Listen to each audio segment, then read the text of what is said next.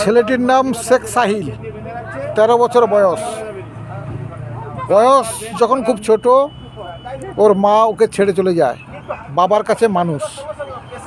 বাবা এই মুহূর্তে একটি লোকাল বাসের হেল্পারের কাজ করে। পাশের এলাকায় সমস্ত বাড়িঘর ওদের কাকু কাকিমাদের বাড়ি। ছেলেটির অপরাধ কি? খেলার মাঠে খেলতে যায়, বড়শি দিয়ে মাছ ধরে, কিংবা ছোটোখাটো কোথাও জিনিসপত্র এগাত্রকু চুরি করে। পাড়ার লোকের ভীষণ অভিযোগ, ও ভীষণ কিছু অতিষ্ঠ করে চড়ে পাড়ার প্রতিবেশী জিনিসপত্রের ওপর।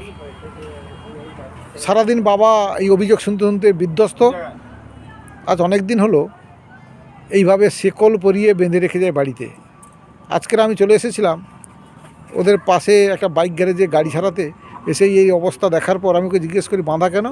উত্তরে এই ঘটনাগুলো সে জানায়। তার ঠাকুমার সঙ্গেও কথা হয়। তার ঠাকুমা কান্নাকাটি করতে করতে বলে ছেলে দুষ্টুমি করে, তার জন্য হচ্ছে অভিযোগ আসে।